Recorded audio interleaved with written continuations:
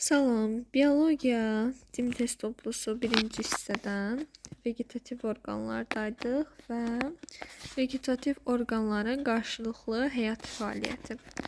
Birinci sualda deyir ki, kaktuslarda su ehtiyatı toplanır. Kaktuslarda su ehtiyatı harda toplanırdı? Gövdəsində.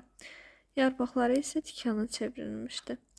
Yeraltı zoğlarla çoxalır. Burada yeraltı zoğlarla dediği üçün deməli ki, bizə lazımdır ki, yer altında gövdəsi olsun və yaxud da bunu kök pöhrələri kökdən çıxan tumurcuqdan inkişaf edir. Bu ikisi kimi düşünə bilərik. İndi düşünsək ki, hansında yer altında gövdə var. Məsələn, sarımsaqda bilirik ki, soğanaqdır. Və bu da gövdənin şəkil dəyişməsidir. Ayrıq otunda isə kökümsöz gövdə idi və o da yeraltı zoğ sayılır da. O birisilərə baxsaq, məsələn, burada nə var? Moruq var. Moruğun yeraltı bir hissəsi yoxdur. Ətrişahda yoxdur. Bu begoniyanın adı yarpaqlı çoxaldılanların, limonun da adı yarpaqlı çoxaldılanların içində keçirdi. Üçüncü sual. Yarpaqlı və tumurcuqlu cavan gövdə hissəsi adlanır zoğ. Bitkinin vegetativ orqanlarıdır. Deməli, çiçəyi, meyvəni silərik buradan. Çiçək. Burada da çiçək var, burada da çiçək var. B variantı. Beşinci sual. Bitkidə tənəffüs prosesi baş verir. Bütün həyatı boyu baş verir. Həm gecə, həm gündüz. Yaşıl bitkilərdə oksigenin ifraz olunması baş verir. Yaşıl bitkilərdə oksigenin ifraz olunması gündüz vaxtında işıqda olar. Bu da Y variantı, çünki fotosintez getməlidir. Fotosintez üçün də mütləq şəkildə işıq lazımdır. 7-də vegetativ tumurcuqda hansı hissələrin başlanğıcı ola bilməz? Burada generativlər çıxırıq, yəni erkəkcik, dişicik məsələn çıxdıq. Ondan sonra nə var bizdə? Yarpaq zoğ, yarpaq gövdə, yarpaq tumurcuq. Tumurcuqda tumurcuğun başlanğıcı olmur və birbaşa gövdə başlanğıcı da olmur, zoğ başlanğıcı olur. Ona görə gövdə variantlarına çıxsaq qalır A. Çünki gövdə daha çox yaşlı gövdəyə deyilir. 8-ci sual. Soğanağın yarpaqları adlanır pulcuq. Soğanağın gövdəsi adlanır. Soğanaqda bilirik ki, yarpaqlar çevrilmişdi pulcuğa. Ona görə 8-ci sualda pulcuq idi. Soğanağın gövdəsi isə dibciyə çevrilmişdi. Dibcik idi. Aralarındakı enine arakəsmələri dağılmış ölü hüceyrələr. Eninə arakəsmələr dağılıb, yalnız uzunalar qalıb və ölü hüceyrədir deyir. Ölü hüceyrələr hansılar olar? Məsələn, ələyə bənzər borular ölü deyil. Qabığın hüceyrələri. Qabığın hüceyrələrində də ola bilər burada dəricik olsun, ola bilər mantar olsun. Mantar olsaydı, hə, mantar qatında ölü hüceyrələr idi. Amma ki, dəricik də aid olduğu üçün dəricikdə ölü hüceyrələr deyil. Kökün əmici tellərdə ölü hüceyrə deyil. Oduncaq borucuqları və kambi hüceyrələri qalıb. Oduncaq borucuqları olar. Yəni ksilema boruları bilirik ki, ölü hüceyrələrdir. Kambi hüceyrələri isə daim bölünür. Buna görə də təbii ki də canlı hüceyrədir. Şeh çiçəyi bitkisində həşəratı tutmaq üçün yapışqanlı mayenin bitkinin hansı hissəsi baş verir? Burada yarpaq çevrilmişdi, bilirik ki, yarpaq tutucu orqana çevrilmişdi və çiçəkdən danışılan variantları çıxarıq. Dişicik də çiçəyə aiddir. Tumurcuq pulcuqlarının uc hissəsi tumurcuğa da aid deyildi, yarpağa aid idi. A variantı. Burada bitkilərin hansı hissəsində adətən çilik kimi istifadə olunmur? Bilirik ki, kök çiliyi olur, gövdə çiliyi olur. Yəni bu variantları çıxarıq. Bunlardan olur. Yarpaq çiliyi də olur. Hansı ki, begoniyada, limonda. Burada çiçəyindən çilik kimi istifadə olunmur əsasən. Yəni adətən. Bir də onu da qeyd edim ki, Yarpaq çiliyindən danışdıq. Burada uzanbar bənövşəsində unutmayaq. Hansılar oldu? Yarpaq çiliyi ilə çoxalanlar. Begonia, limon, uzanbar bənövşəsi. Gövdə çiliyi ilə çoxalanlara aiddir. Qarağat, üzüm, qızılgül, ətirşah. Bastırma qələm firqəndə üsulu ilə üzüm, cavalı, qarağat. Üzüm və qarağat həm bastırma qələm üsulu ilə çoxaldıla bilir, həm də gövdə çiliyi üsulu ilə. 13-cü sual. Rəngli suya qoyulmuş ağac budağının eninə kəsiyinə baxdıqda onun müəyyən hissəsinin boyandığını görmək mümkündür. Suyu hansı hissə çəkir? Oduncaq hissə. Ona görə də oduncaq hissə boyanacaq və burada deyir ki, boyaq maddəsi şərti olaraq hansı maddələri əvəz edir? Su və mineral maddələri oduncaq florlarından keçişi üçün onlar olacaq. Yarpaqlarını tökmüş yaşıl ağac bitkisinin gövdəsinin hüceyrələrində qışda gedən zəif maddələr mübadiləsi zamanı əmələ gələn karbon qazı aşağıdakılardan bilavasitə hansının vasitəsilə atmosferə veriləcək? Əgər bu yaşıl ağac bitkisidirsə, yaşlı ağac bitkisidirsə, deməli ki, bunda artıq mantar var və mərciməklər vasitəsilə karbon qazı atmosferə veriləcək. Əslində güvəndə qeyd var idi ki, qışda mərciməklər bağlı olur. Belə bir şey var idi. Amma onda da qazın çıxa biləcəyi hər hansı bir yer yoxdur deyə məcbur seçirik mərciməyi. 15-ci sual. Hansı bitkilərin şəklini dəyişmiş yarpaqları yerin altında ola bilər? Deməli, bizə şəklini dəyişmiş yarpaqlar dediyi üçün soğanaq lazımdır ki, pulcuqlar olsun. O da soğan və sarımsaq da olur. Hansı bitkilərin şəklini dəyişmiş yarpaqları yerin altında ola bilər? Burada baxaq nə var? Nərgis, hiyasint var. Nərgis, hiyasint olar. Onlar da bilirik ki, soğanaqdır. Sonra digər variantlarda məsələn Nərgis, küknar var. Bunu aid etmirik. Georgin topinan burada əlavə kökün və yan köklərinin şəkil dəyişmələri idi. Orada yarpaqla əlaqəli bir şey yoxdur. Çiyələkdə ardıc da yoxdur. Kartof gövdənin şəkil dəyişməsidir. Amma onun kartofun tərkibində bir yarpağın şəkil dəyişmiş halı yoxdur. Ona görə də ola bilməz. Yarpaq çıxsa belə ondan, o şəklini dəyişməmiş halda normal yarpaq çıxacaq. 17-ci sual. Bitkidə yan köklər əsas və əlavə köklərdən inkişaf etmişdirsə, deməli ki, bu bitkidə əsas kök varsa, məsələn, onu deyə bilərik ki, ürüşem kökçü, yəni toxum olar. Toxumla çoxalan bitkidir. Sporla çoxalan bitki yazılıb B variantında. Sporla çoxalan bitki əlaqəsi yoxdur. Ümumiyyətlə, bitkilərdə sporla çoxalma yoxdur. Sporla çoxalma var. Hansılardır? Bitkilərdə deyəndə, yəni ki, bitkilərdə var sporla çoxalma. Məsələn, qıcıda, ondan sonra ilkin ibtidai bitkilərdə var da, mamırda. Amma ki, onlarda bu əsas kök yoxdur. Ondan sonra gövdəyə malik deyil var. A variantında baxaq elə sırayla. Generativ orqana malik deyil. Generativ orqanı olmasaydı, toxumu olmasaydı ondan əsas kök çıxa bilməzdi. 2-də yan kök əsas və əlavə köklərdən inkişaf etmişdirsə, deməli bu bitki toxumla çoxalan generativ orqana malik deyil. Bunu demək olmaz. Toxumu var ki, generativ orqana malikdir. Sonra gövdəyə malik deyildir. Bunu da demək olmaz. Niyə gövdəyə malik olmasın? Əlavə kökləri varsa, deməli ki, bunun gövdəsi də var. Vegetativ yolla çoxaldılmışdır. Vegetativ yolla çoxaldılsaydı əsas kök olmazdı. 18-ci sual. Hansı mülahizə doğru deyil? Kök üzərində əlavə tumurcuq ola bilər. Doğrudur. Əsas kök üzərində yan kök inkişaf edir. Düzdür. İlin müxtəlif fəsillərində kök təzyiqi dəyişmir. İlin müxtəlif fəsillərində kök təzyiqi dəyişmir deyir.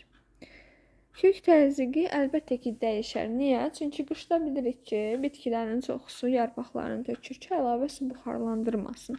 Və o zaman suyun sorulması da azalır. Suyun sorulması azalıbsa kök təzyiqi də azalır, yəni dəyişir. Bu münasibədə doğru deyil. Sonra kök uc hissəsi ilə böyüyür.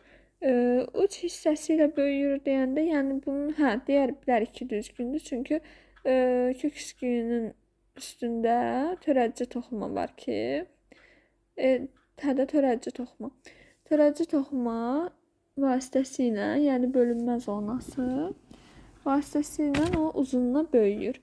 Və kökün uc hissəsi dedikdə, kitabda da, dərslikdə də şəkil göstərilmişdi. Bu bildiyimiz kökün hissələri var, hansı ki, kök üsküyü, ötürücü zona, ötürücü deyirəm, bölünmə zonası, ondan sonra sorucu zona, ötürücü zona. Yenə arada bir yadımdan çıxdı, bir dəqiqə təzədən deyim. Kök üsküyü, bölünmə zonası, böyümə zonası, sonra sorucu zona, sonra ötürücü zona. 5 dənə cəmi. Kök üsküyü zona deyil. Ondan sonra hansı mühasisə doğru deyil idi? Burada oxudu hansısa. Əsas kök, yox, burada Y variantı qaldı, ona baxmadıq 18-də, onu da baxın. Əlavə köklərin əsas kütləsi torpağın üst qatlarında yerləşir. Düzdür. Çünki əlavə köklər gövdədən inkişaf etdiyi üçün o başlamalıdır gövdədən. Gövdədə torpağın üst qatlarında olur. Hansı mülahizə doğru deyil? Əsas kök üzərində yan köklər inkişaf edir. Əsas kök üzərində yan köklər inkişaf edir deyir. Bu düzdür. Yan köklər başqa bir kökdən inkişaf edir. Ona görə bunu çıxdıq, yəni düzdür. Köklərin üzərində qoltuq tumurcuqları inkişaf edir. Bu səhvdir.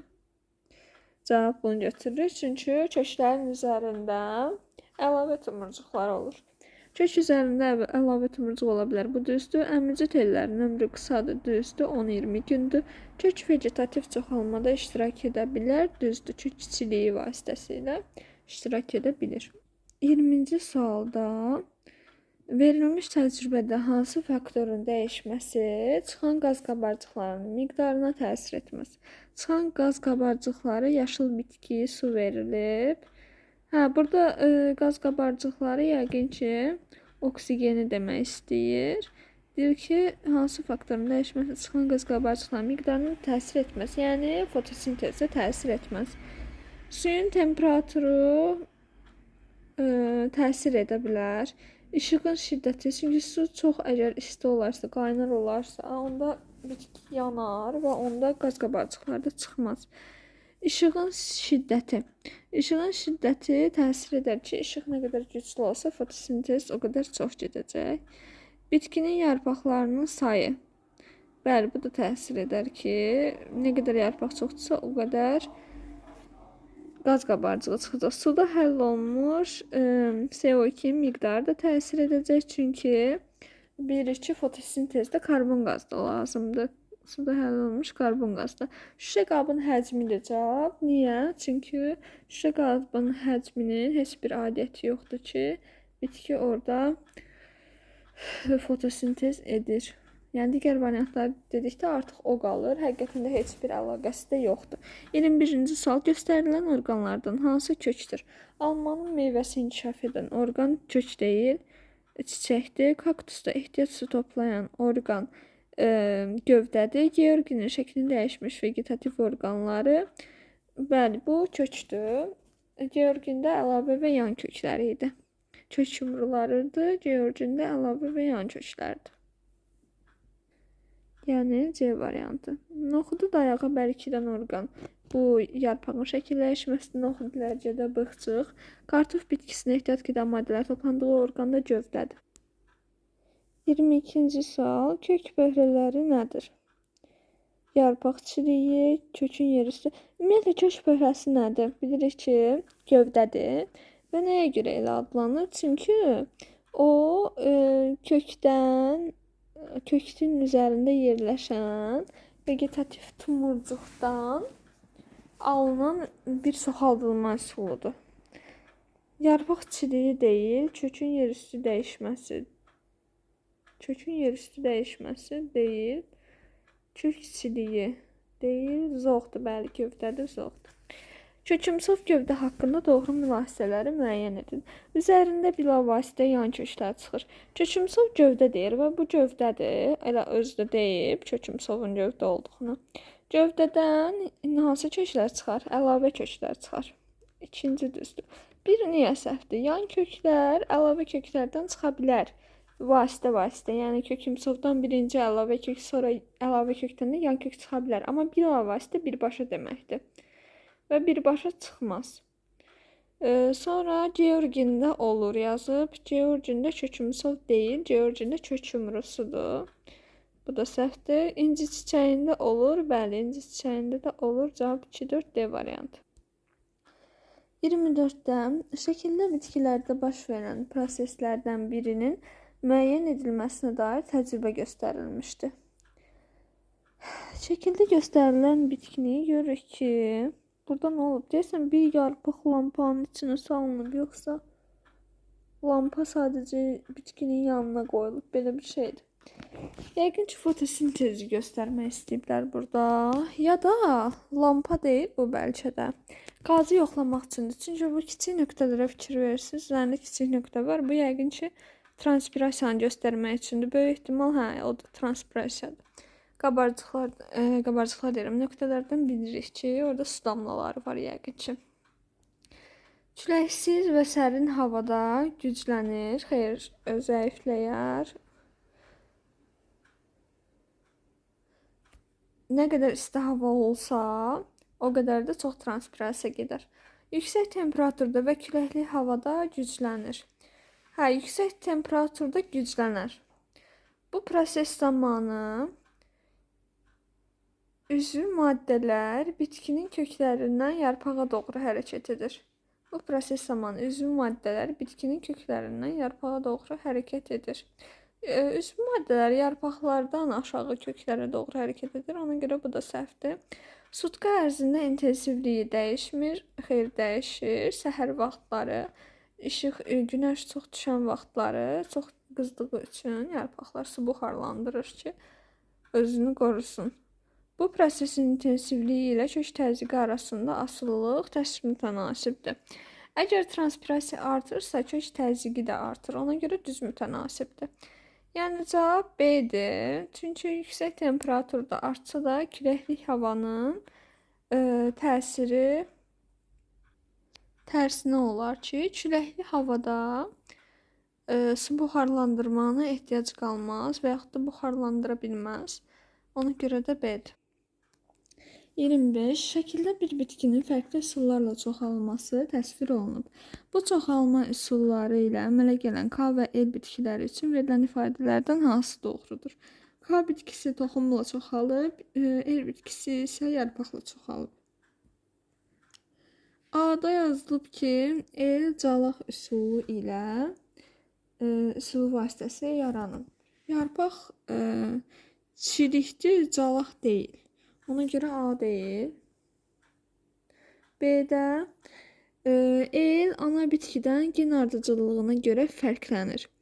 Yarpaqla, əgər toxumla çoxalsaydı fərqlənərdi ki, burada iki fərq var. Amma yarpaqla çoxalıbsa heç bir fərq olmayacaq. Ona görə səhvdir.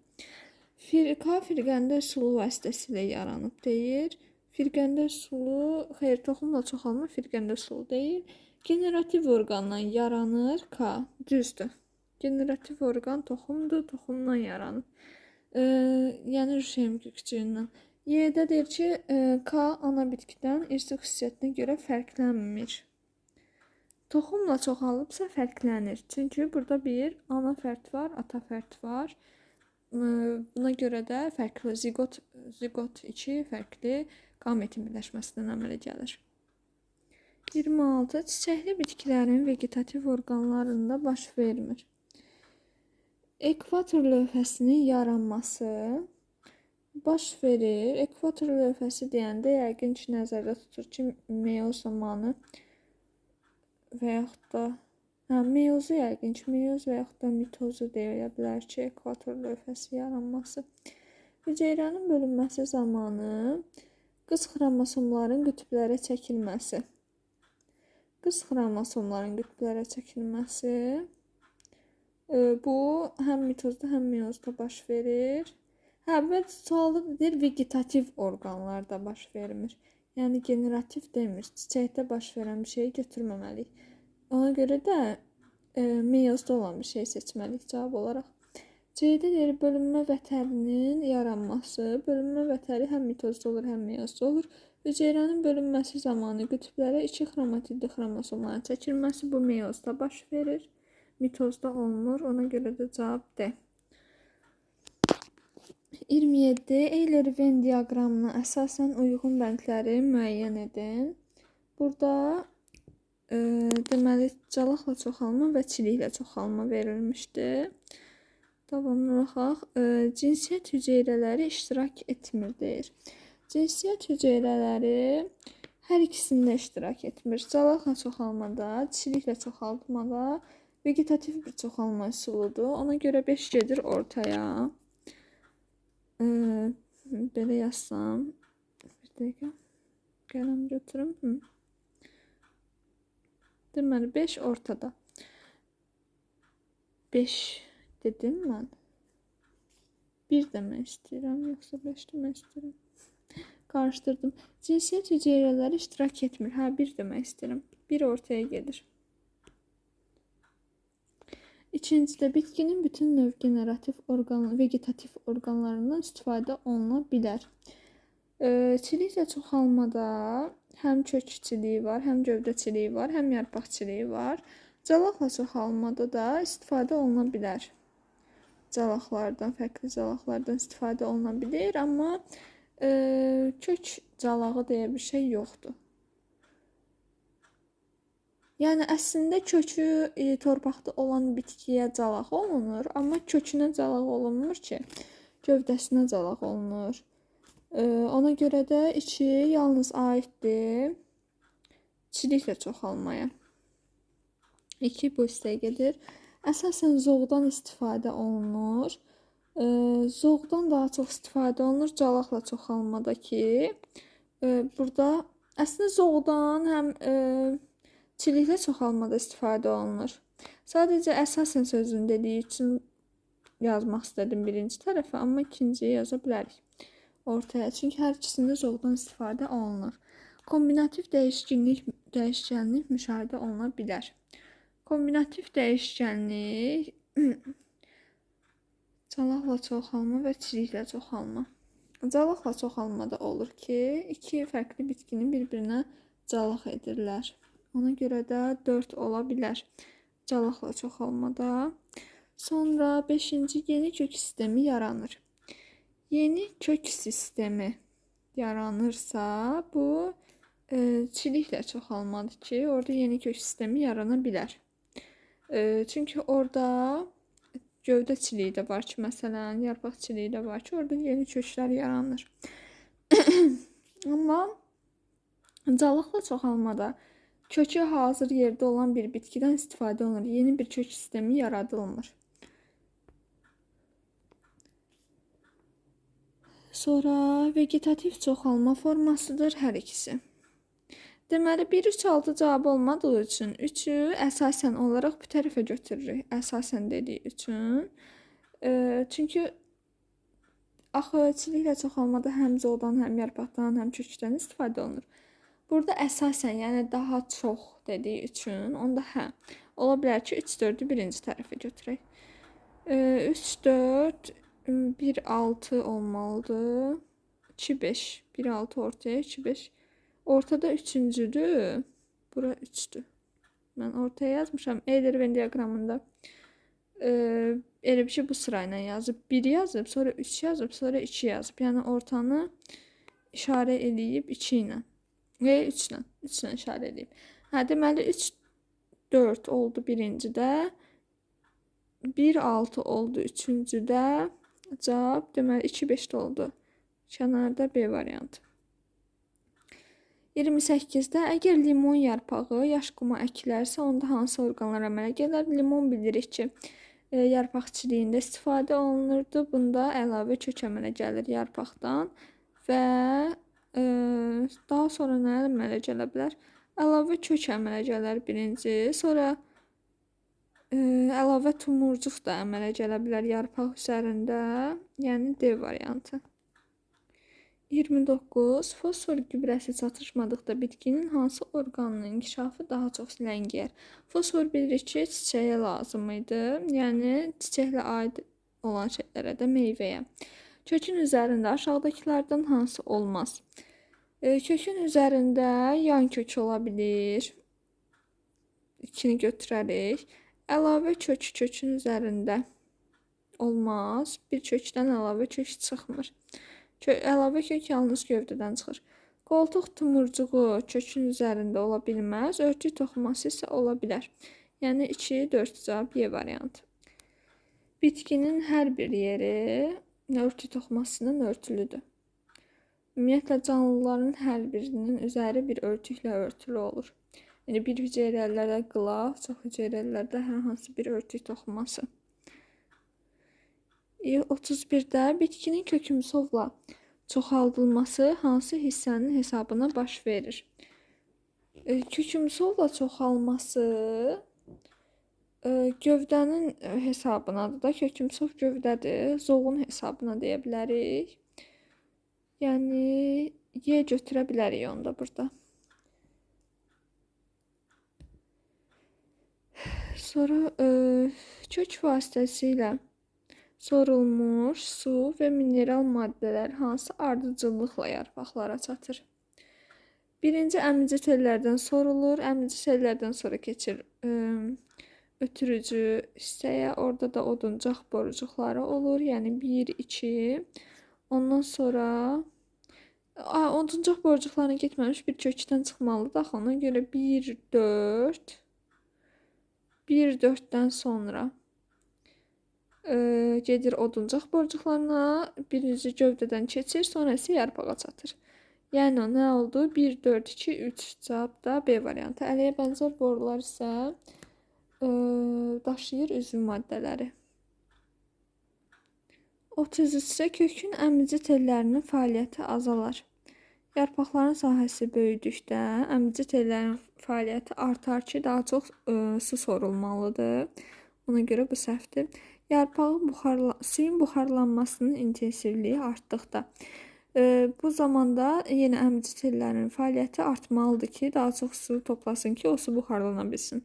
Torpaqda su çox olduqda və havalar isti olduqda, bu ola bilər ki, havalar isti olduqda, bunu işarə eləməyim, çünki havalar isti olduqda daha çox buxarlanma, transpirasiya baş verir və əmici tellərin fəaliyyəti artmalıdır.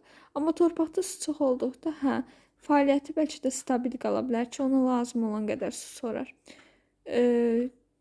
Daha çoxunu da sora bilər ki, bu zamanda kütləsiya baş verər məsələn. Torpaqda çox su olduqda və hava soyuq olduqda. Bu ola bilər ki, artıq burada torpaqda çox su olduqda çox sormasına gərək olmur. Və ən önəmlisi də hava soyuq olduqda su buxarlanmır o qədər də. Və yarpaqlar tökülübsə heç su buxarlanmır. Ağaclıqların sayı artdıqda. Ağaclıqların sayı və dedim ki, hava soyuq olduqda heç su buxarlanmır. Su buxarlanmasa da yenə də bitki özü su ilə də qidalanır da təbii ki də. Ağaclıqların sayı artdıqda, bunda isə əmici tellərin fəaliyyəti artar. Çünki ağaclıqların sayı artıbsa daha çox su buxarlanar. 34-də hansı çoxalma üsullarında yerüstü zoğlar yalnız əlavə tumurcuqlardan əmələ gəlir? Yerüstü zoğlar yalnız əlavə tumurcuqlardan əmələ gəlir. Məsələn, soğanaqlarla çoxaldıqda, burada soğanaqda əsas kök yoxdur da, gövdə olduğu üçün, gövdə var deyə. Ondan əmələ gələcək əlavə kök, yəni biri götürərik, yarpaq qələmləri ilə çoxaldıqda, yarpaqdan əlavə kök əmələ gələcək, bu da olar. Yarpaq qələmi ilə çoxaldıqda deyir. Yarpaq qələmi ilə çoxalma nə üsuludur? Bu calaq üsuludur. Və calaq üsulunda da bilirik ki, kökü yerdə olan da bir, kökü torpaqda olan da bir bitki olur. Burada da deyir ki, yerüstü zoğlar yalnız əlavə tumurcuqdan əmələ gəlir. Amma bu yalnız olmayacaq artıq. Ona görə bunu götürmürük. Kök qələmləri ilə çoxaldıqda,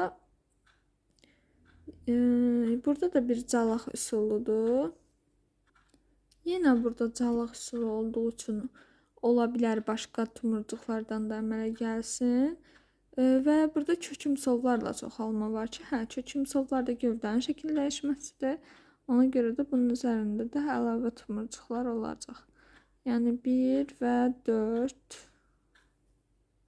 Mən tərsinə dedim, 1 və 4 olmur tayda, 2 və 3'ü götürürük. Bir dəfə dediyim səbəbini qarışıq dedim. Bəlkə də səhv dedim. Deməli, soğanaqlar və kökümsovlar gövdə olduğu üçün gövdənin üzərində həm qoltuq tumurcuğu ola bilir, həm əlavə tumurcuq ola bilir, həm təpə tumurcuğu ola bilir. Ona görə də burada gövdə olmayanlar götürməliyik, yəni 2-3 variantı. 35-də kök yumruları və gövdə yumruları əmələ gətirən bitkilərin ardıcıl verilmiş sırasını göstərin. Kök yumruları və gövdə yumruları əmələ gətirsin. Kök yumrusu georgində var, qaymaq otunda var. Burada da georgini verib burada. Sonra gövdə yumrusu. Gövdə yumrusu isə olur kartofda. Yəni ki, cavab ola bilər C variantı kimi. Çünki yer armudu da bilirik ki, topinamburda, o da georginlə birlikdədir, kök yumrusu əmələ gətirir. Kartof da gövdə yumrusu əmələ gətirir. 36. Kök yumruları və gövdə yumruları əmələ gətirən bitkilərin ardıcıl verilmiş sırasını göstərin. Deməli, kök yumrusu və gövdə yumrusu istəyir yenə. Burada yer armudu, kartof var və qaymaq otu, kartof var. Qaymaq otunda kök yumrusudur, kartofda da gövdə yumrusudur. Bu düzdür. Onda bir də qayıdıb bu biri suala baxın bir dəqiqə. Çünki deməli ki, yer armudunda kök yumrusu götürülmür. Mən yer armudunu səhv edib götürmüşəm. Yer armudunda kartofla birlikdə. Bəli, onu qarışdırmışam ki, kartofla birlikdədir. Kartof, topinambur, yer armudu. Onlar gövdə yumrulardır, kök yumrusu yox, onu qarışdırmışam. Kartofla deməli topinambur, yer armudu birlikdədir. Bunlar da gövdə yumrusudur. Ona görə də burada da D variantıdır. 35-də D'dir. 36-da isə C'dir. Yaxşı ki, onu gördüm ki, yadıma düşdü ki, səhv eləmişəm. 37-də zəif işıqlanmış otaqda şüşə qapaq altındakı bitki olan qaba yanan çöp salanda onun yanmaqda davam etməsi üçün nə etmək lazımdır? Deməli, deyir ki, zəif işıqlanmış otaqdır. Şüşə qapaq altında bitki olan qaba yanan çöp salanda oradakı oksigenin miqdarını artırırıq ki, yanırsa orada oksigen miqdarı artırır. Deyir ki, onun yanmaqda davam etməsi üçün nə etmək lazımdır? Bizə lazımdır ki, fotosintez davam etsin ki, orada yanma da davam edə bilsin. Oksigen alınsın. Yəni işıqlandırmanı gücləndirmək. Burada bu uyğundur. O birisi variantlara baxsam, A-da bitkinin yanına içərisində CO2 ilə dolu banka qoymaq.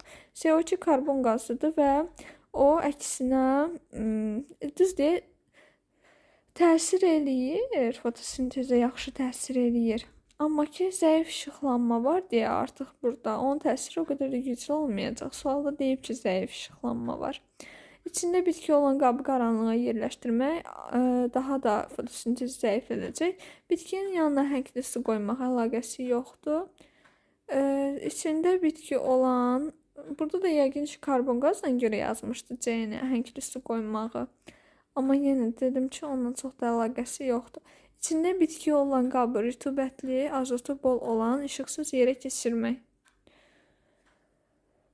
Azotun da bu proseslə əlaqəsi yoxdur. 37-də eyni növə aid 3 bitkinin Karbon qazının konsentrasiyası müxtəlif, lakin işıqlanma intensivliyi və temperaturu eyni olduğu mühitlərdə yerləşdirmişdilər. Deməli, karbon qazının konsentrasiyası müxtəlifdir, işıqlanma intensivliyi, temperaturu isə eynidir. Fotosintezin intensivliyi hansı diaqramda düzgün verilmişdir? Karbon qazı hansında çoxdursa, onda fotosintez daha çox gedəcək. Yəni 0,4% olan birincidə daha çoxdur. 0,1 sıfırdan %4-dən böyük olduğu üçün 2-də də 3-dən daha çoxdur. Yəni 1 böyükdür 2, o da böyükdür 3. İndi baxaq bura. Burada isə görək 1-in böyük, sonra 2, sonra 3 olduğu isə Y variantındadır. Ona görə cavab olur Y. 39-da Euler-Venn diaqramına əsasən doğru bəndləri müəyyən edin deyir. Burada birinci şəkildə nə verilir? Birinci şəkildə ələyə bənzər borulardır. İkinci şəkildə isə kislema borularıdır. Bunu yazım ki, sualın geri qalanı da görünsün. Birinci oldu ələyə bənzər, ikinci oldu kislema. Gövdənin qabıq qatında yerləşir. Qabıq qatında floema boruları yerləşirdi. Yəni ki, bu birinciyə aiddir. Bir aid oldu birinciyə. Maddənin daşınma sürəti kökün təzyiqi ilə bilavasitə düz mütənasibdir. Bu aiddir suyun daşınmasına, yəni kislema borularına. Yarpaq damarlarında rast gəlinir. Hər ikisinə rast gəlinir. 3. Yarpaq damarı bilirik ki, nədən ibarətdir? Liflərdən, mexaniki liflərdən, onun içərisində oduncaq borularından, onun da daxili hissəsində ələyə bənzər boru yerləşir. Sonra fotosintez prosesinin əsas məhsulunu daşıyır.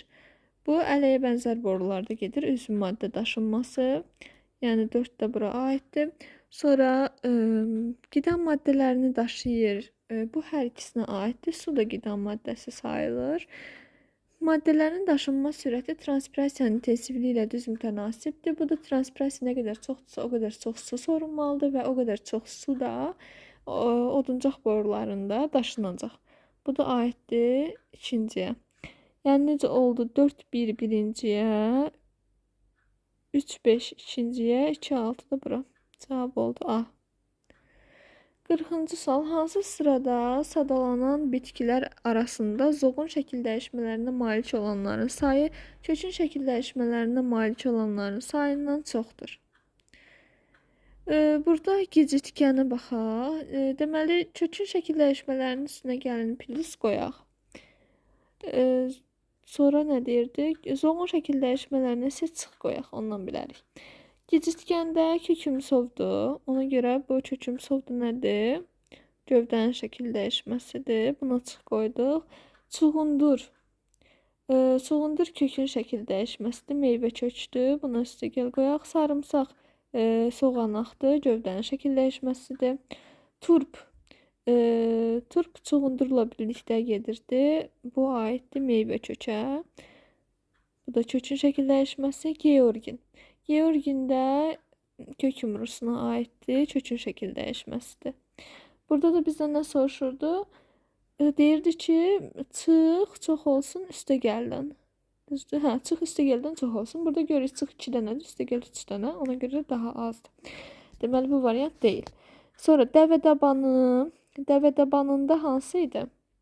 Kökümsov idi. Kökümsov da gövdə olduğu üçün buna çıx qoyuram. Georgin deməli bu kök yumrusudur. Yer armudu.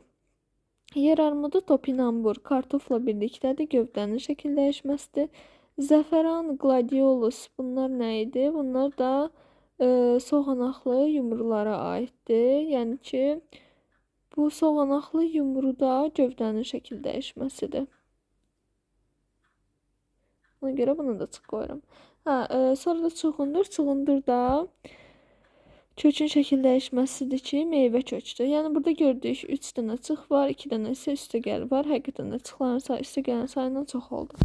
Sonra davamına baxaq yenə. Zəfəran gladiolus dediyi aiddir gövdənin şəkil dəyişməsinə, soğanaqlı yumrudur. Ona görə çıx qoyuram. Yer kökü meyvə kökü, kökün şəkil dəyişməsidir.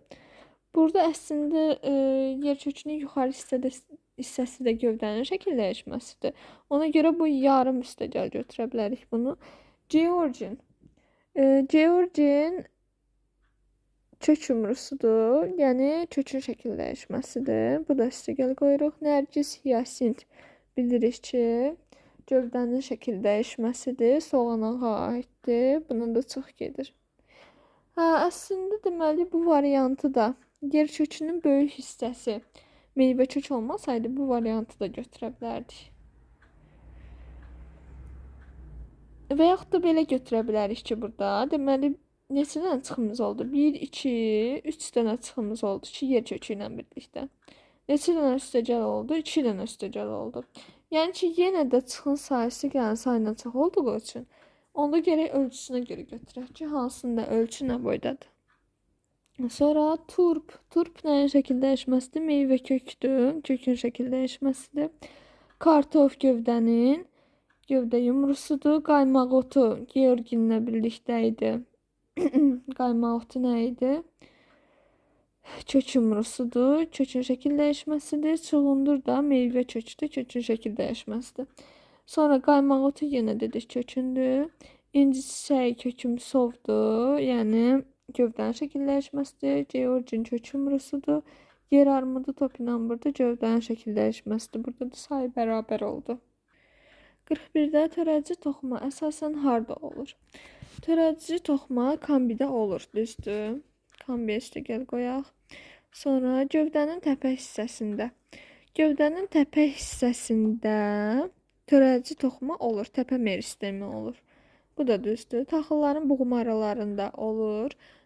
Burada interkalyar meristemi idi. Yarpaq lətində.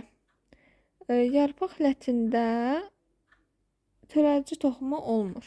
Ona görə bu səhvdir. Orada bilirik ki, damarlar var, süngər var, toxuma var, sütun var, toxuma var, dəricik var. Amma törədici toxuma yoxdur. Kökün böyümə zonasında. Böyümə zonasında yox, törədici var idi.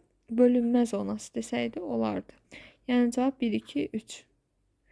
42-də bitkinin gövdəsində yerləşən X və Y boruları haqqında doğru fikirləri müəyyən edin. X-də deməli H2O yazıb göstərib bizə ksilema borusunu, Y isə floema borusunu. Torpaqda temperaturun yüksəlməsi X borularında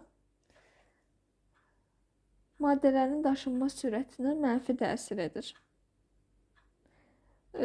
Torpaqda temperatur yüksəlibsə, suyun daşınmasına mənfi təsir edir.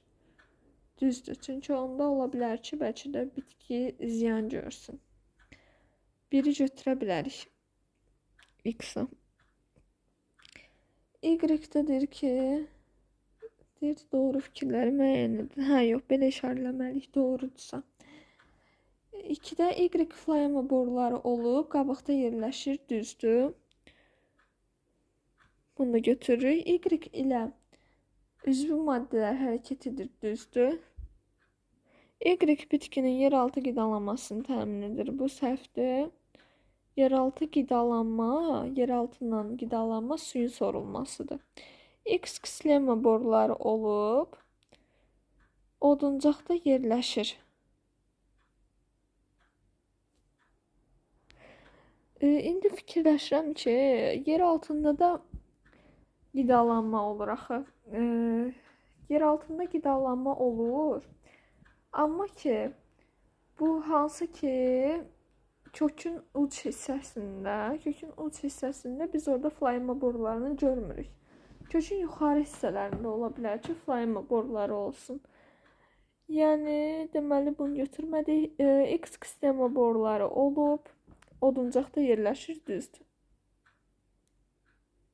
Və burada həmçinin biri də işarələmişəm, biri də götürə bilmərik. Çünki temperaturu yüksəlirsə əgər, burada baxır nə dərəcəyə qədər də. Bir müddətdən sonra dediyim kimi, bu ziyan eləyəcək, bitki quruya bilər, quruduqdan sonra artıq suyu çəkməz. Amma bir müddətə kimi yüksəlməsi müsbət təsir edər ki, daha asan sorulur. Bir var donmuş suyu sora bilməyəcək. Bir də var yaxşı normal temperaturda su. Ona görə 1-i də silsək 2, 3. 2, 3, 5. 5 də var.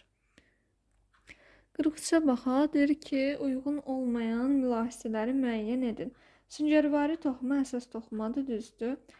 Floema lifləri düzdür. Qabağını üstüyə qoyum, sonra unutmayım. Floema lifləri ötürücü toxumadır, düzdür. Ağacıqlar ötürücü toxumadır, səhvdir. Örtük toxumasına aiddir. Mantar örtük toxumasına aiddir, düzdür. Doğru olmayan soru çaşıb işarələdim. Böyümə konusu törədici toxumada yerləşir. Böyümə konusu törədici toxumada. Bu da səhvdir. Böyümə konusu dedikdə uc nəzərdə tutulur və yox, düzdür də, törədici toxumadır. Bəli, törədici toxumadır ki, böyümə konusunda orada daim bölünmə baş verir. Bunu da düz qoysam. Bir dənə də təkrara baxım. Floema lifləri.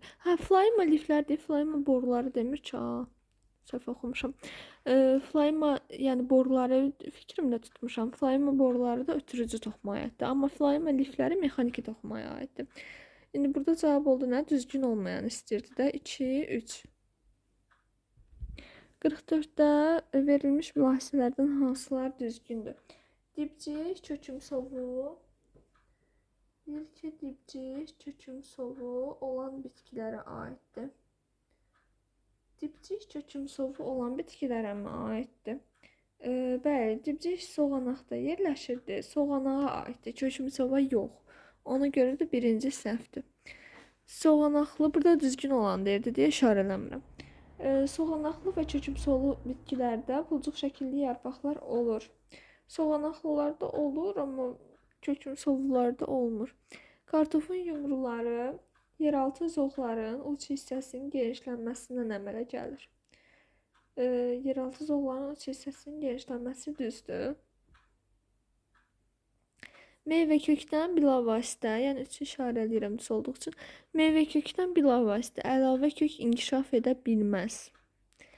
Meyvə kökün yuxarı hissəsi gövdə olduğu üçün oradan əlavə kök inkişaf edə bilər. Ona görə də bu səhvdir.